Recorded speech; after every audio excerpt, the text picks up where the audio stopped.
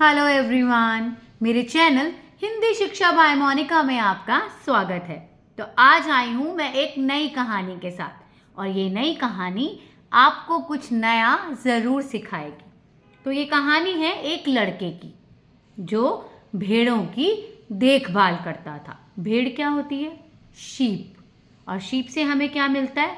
वूल, यानी कि ऊन, जिससे बनते हैं स्वेटर्स। अभी सर्दियाँ चल रही हैं, है ना?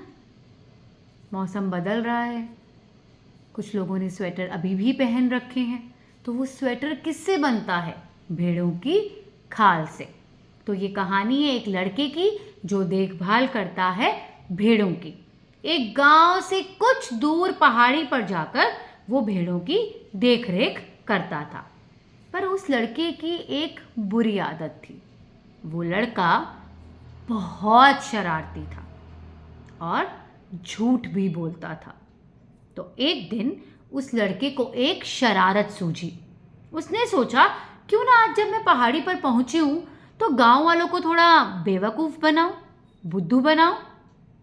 उसने सोचना शुरू किया, ऐसा क्या किया जाए कि गांव वाले डर जाएं, बुद्धू बन जाएं।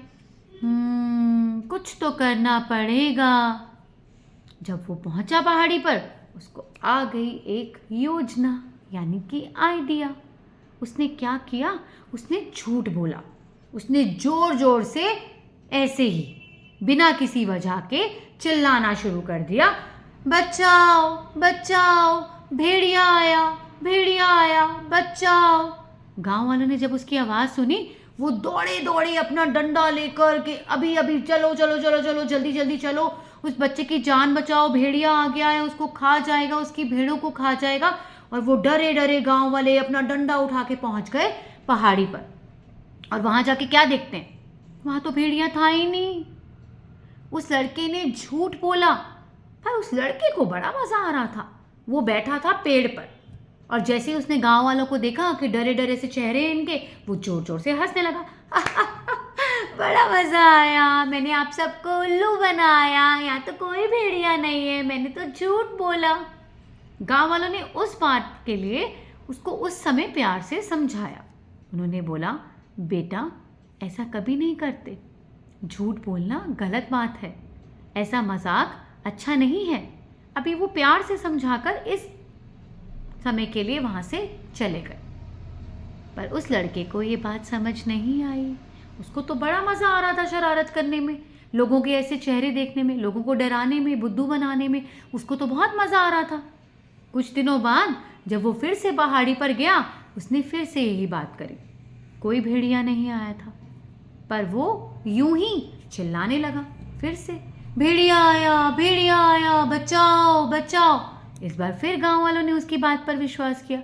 वो बेचारे फिर भागे और वहां जाके उन्होंने फिर वही देखा कि कोई भेड़िया नहीं था। फिर से वो लड़का पेड़ पर बैठा मुस्कुरा रहा था, हंस रहा था। गांव वालों को गुस्सा आ गया। उन्होंने बोला, ये चीज अच्छी नहीं है, तुम्हारी ये आदत बहुत बुरी है, इसके लिए तुम्हें कभी ना कभी भुगतान करना पड़ेगा। छोड़ दो इस आदत को, झूठ बोलना, शरारत करना बंद कर दो। और गुस्से में इतना बोलकर वो वहां से चले गए। पर आपको क्या लगता है, क्या उस लड़के को यह बात समझ आई? नहीं, इस बार भी उस लड़के को यह बात समझ नहीं आई। तीसरी बार जब वो पहाड़ी पर गया, इस बार क्या हुआ? इस बार सच में वहां पर भेड़िया आ गया। और अब इस बार वो सच बोल रहा था। उसने चिल्लाना शुरू किया। क्या? बोलिए। बचाओ बचाओ, भेड़िया आया, भेड़िया आया, बचाओ बचाओ। क्या लगता है आपको, कोई आया उसकी मदद के लिए?